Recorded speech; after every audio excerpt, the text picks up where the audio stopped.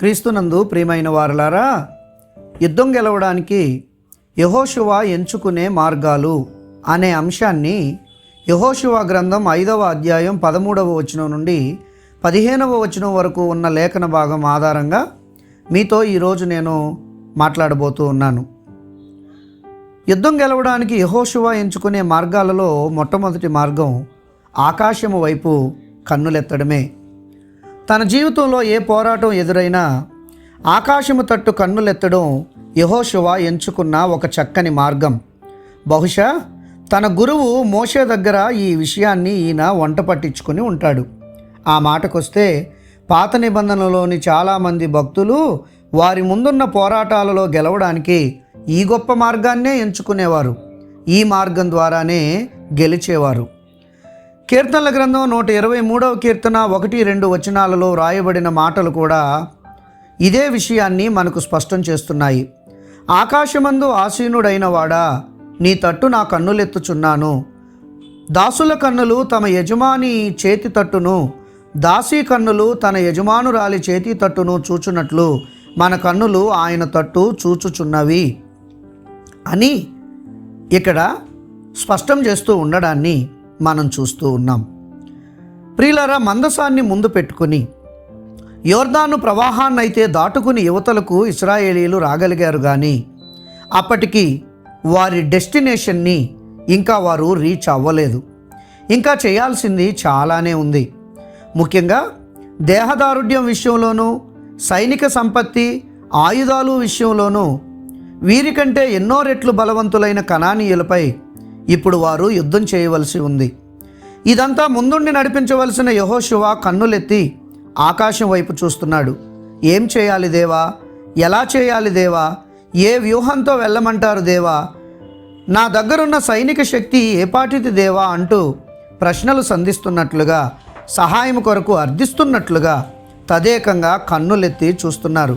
ఇంతలో దూసిన కత్తి చేతపట్టుకొని ఉన్న ఓ వ్యక్తి అతనికి ఎదురుగా ప్రత్యక్షం అయ్యాడు. దీనిని మనం 5వ అధ్యాయం 13వ వచనం మొదటి భాగంలో చూస్తున్నాం. ప్రియ స్నేహితులారా, తనకు ఎదురయ్యే పోరాటాలలో విజయం కొరకు మనం ఎవరి వైపు చూస్తున్నావో ఒక్కసారి మనల్ని మనం పరిశీలన చేసుకుందాం. కీర్తనలు 121:1-2లో కొండల తట్టు నా కన్నులెత్తుచున్నాను, నాకు సహాయము ఎక్కడి నుండి వచ్చును? యెహోవా వలననే నాకు సహాయము కలుగును, ఆయన భూమ్యాకాశములను సృజించినవాడు అని వ్రాయబడి ఉంది. అలాగే మనుషులను నమ్ముకున్నట కంటే యెహోవాను ఆశ్రయించుట మేలు అని వ్రాయబడిన వాక్యం కూడా మనందరికీ తెలుసు.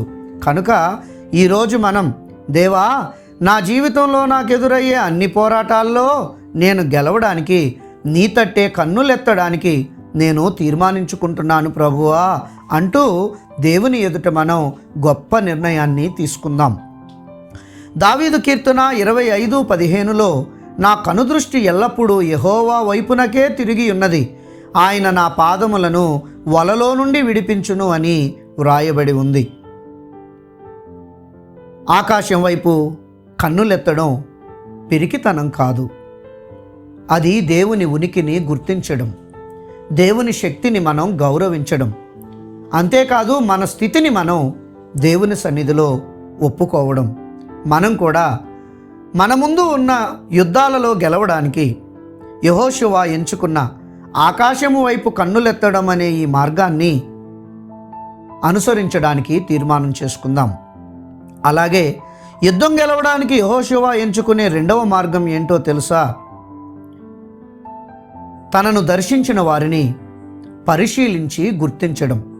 అవును, తన జీవితంలో ఎదురయ్యే పోరాటాలలో ఆకాశం వైపు కన్నులెత్తడమే కాదు, అప్పుడు తనను దర్శించిన వారిని పరిశీలించి గుర్తించడం కూడా యెహోషువ యుద్ధం గెలవడానికి ఎంచుకునే మార్గాలలో ఒక ప్రాముఖ్యమైన మార్గమే. యెహోషువ 5వ అధ్యాయం 13వ వచనం 2వ భాగంలో యెహోషువ అతని యొద్దకు వెళ్ళి, నీవు మా పక్షముననున్నవాడవా, మా విరోధుల పక్షముననున్నవాడవా అని యెహోషువ ప్రశ్నించాడు. అప్పుడు 14వ వచనంలో అతడు కాదు, యెహోవా సేనాధిపతిగా నేను వచ్చి ఉన్నాను అన్నాడు. వీరి మధ్య జరిగిన డైలాగ్ చాలా అద్భుతమైన డైలాగ్. తన కన్నులెత్తి ప్రార్థిస్తూ ఉన్నాడు గనుక తనకు ఎదురయ్యే ప్రతి దర్శనం లేక ఎదురయ్యే ప్రతి వ్యక్తి దేవుని యొద్ద నుండి పంపబడినది అని అనుకోవడానికి వీలు లేదు అని యెహోషువకి బాగుగా తెలుసు. అందుకే దగ్గరికి వెళ్ళి పరిశీలించి ప్రశ్నించి అతడు దైవదూతే అని యెహోషువ నిర్ధారించుకున్నాడు. ప్రియ స్నేహితులారా, ఇది యెహోషువలో మనం ప్రత్యేకంగా నేర్చుకొనదగిన మరో ప్రాముఖ్యమైన అంశం. ఎందుకంటే మన జీవితంలో మనకొచ్చే దర్శనాలన్నీ దేవుని యొద్ద నుండి వచ్చే దర్శనాలే కాదు. మన భక్తి జీవితంలో మనకు ఎదురుపడే దూతలందరూ దైవదూతలే కాదు. దురాత్మకు మనల్ని తప్పుదోవ పట్టించేందుకు ఏ విధమైన ప్రయత్నాన్నైనా చేసేటువంటి శక్తి ఉంది. మనం ఈ విషయంలో కంగారు పడకుండా అపవాది వలలో చిక్కుకోకుండా జాగ్రత్త వహించాలి. మరి ఏది ఏ దర్శనమో ఎవరు ఏ దూతో ఎలా మనకు తెలుస్తుందండి అంటారా? దేవునిలో లోతైన అనుభవం ఉన్నప్పుడు మనకు తెలుస్తుంది. దగ్గరగా వెళ్ళి పరిశీలించి పరీక్షించి చూస్తే తప్పక తెలుస్తుంది. కీర్తన 34:8 మొదటి భాగంలో యెహోవా ఉత్తముడని రుచిచూచి తెలుసుకొనిడి అని వ్రాయబడి ఉంది కదా. అలాగే నూతన నిబంధనలో బాప్తిజమమిచ్చి యోహాను తన 2 శిష్యులకు యేసును గూర్చి ఇదిగో దేవుని గొర్రెపిల్ల అని ఎప్పుడైతే చెప్పాడో అప్పుడు ఆ శిష్యులు యేసును వెంబడించడం ప్రారంభించారు, వెదకడం ప్రారంభించారు. యేసు వచ్చి చూడుడి అని అంటే ఆయనను వెంబడించి ఆయనతో బస చేసిన తరువాత ఆయన మెస్సియా అని వారు గ్రహించారు.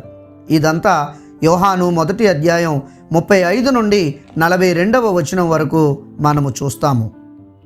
కనుక ప్రియ స్నేహితులారా, దేవునిలో ఇటువంటి దప్పిక ఎప్పుడైతే మనకు ఉంటుందో అప్పుడు మనము తేడా తెలుసుకోగలము. అది దేవుడా అపవాదా అన్న తేడా. ఈ తేడా తెలుసుకుంటేనే మన ముందుండే బ్యాటిల్లో మనం యెహోషువలాగా గెలవగలుగుతాం. అలాగే యుద్ధంలో గెలవడానికి యెహోషువ ఎంచుకునే మార్గాలలో 3వ మార్గం ఏంటో తెలుసా? దేవుని చిత్తాన్ని జరిగించడానికి పరితపించడం. అవును, తన జీవితంలో ఎదురయ్యే పోరాటాలలో విజయం సాధించడానికి యెహోషువ అనుసరించిన మరొక చక్కటి మార్గం ఇది. దేవుని ముందు తాను మోకరించినప్పుడు దేవుని చిత్తాన్ని తెలుసుకోవడానికి పరితపించడం ఈయనలోని అమూల్యమైన లక్షణం.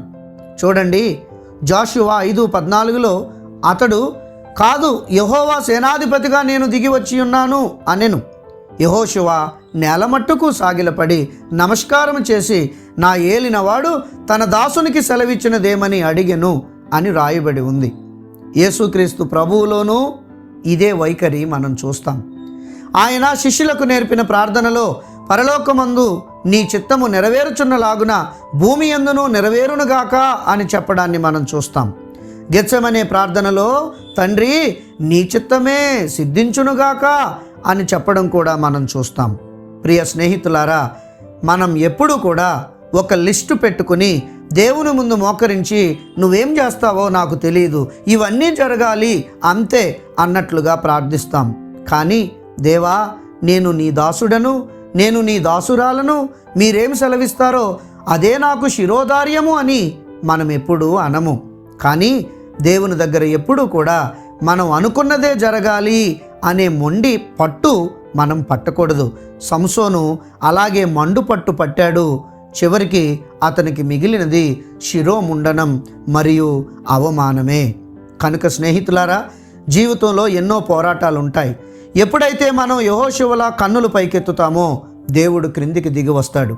క్రిందికి దిగి వచ్చిన దేవుణ్ణి సమీపించి దర్శించి రుచి చూచి ఎరిగి ఎప్పుడైతే ఆయనకు సాగిలపడి ఆయన చిత్తాన్ని తెలుసుకొన గోరుతామో అప్పుడు మన ముందున్న అన్ని బ్యాటిల్స్లో మనం గెలుస్తాం.